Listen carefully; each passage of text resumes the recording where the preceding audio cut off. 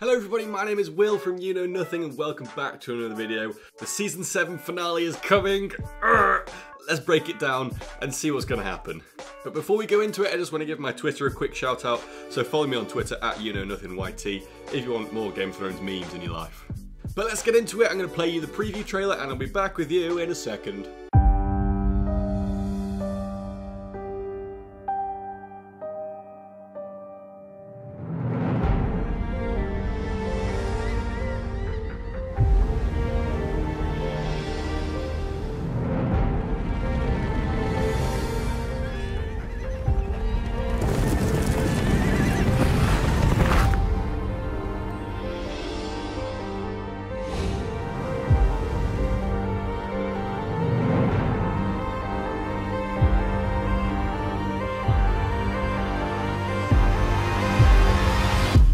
There is only one war that matters, and it is here.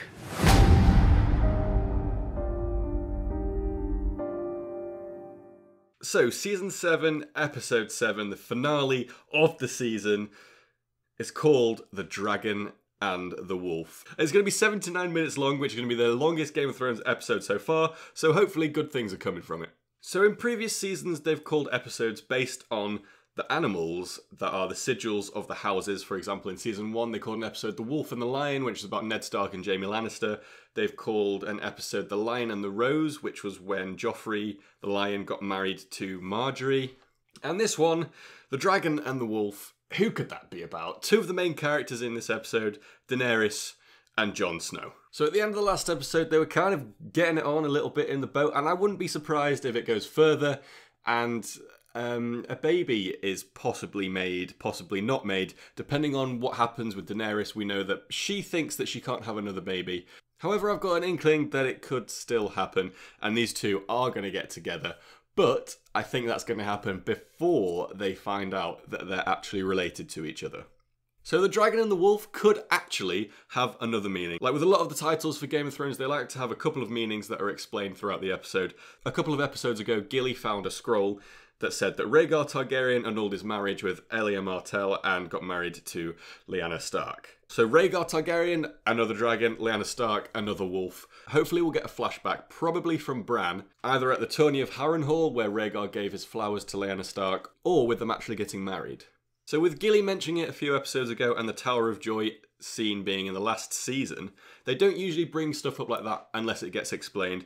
Furthermore, George R.R. Martin also said that there's no need for a Robert's Rebellion spin-off, which is what happened before the Game of Thrones TV started with Robert Baratheon and Ned Stark overthrowing the Mad King. There's no need for that because everything will be explained in a Game of Thrones. So we'll speak a little bit about the Littlefinger/Arya/Sansa hate triangle that's going on at the moment. This scene is, for me, a little bit annoying. It's kind of like the writers are just trying to keep these characters relevant, even though there's not really much going on. But it's only a matter of time before Littlefinger comes to an end, I'm pretty sure, or just the story comes to an end itself. But a way that I've thought that could be perfect for Littlefinger to come to an end, because Sansa's had to deal with this shit for ages now, and Sansa also now has the cat's paw dagger. I hope that Sansa kind of seduces him, gives him a Littlefinger, and then slips the cat's paw dagger into his chest. Moving on to the Night King, who's just taken Viserion and turned him into a White Walker dragon. How is the Night King going to get through or past or over or around the wall and get to the mainland of Westeros? Now, in the episode that Hodor sadly lost his life from holding a door, Bran was touched by the Night King, and that's how all the Whites managed to get into the Weirwood, where Bran was camping out with the Three-Eyed Raven. As when Bran was touched, the enchantment broke. Some people think that the enchantment for the wall, because the wall's got magic enchantments put on it, so that the Whites can't get through, some people think that that enchantment's actually broken as well.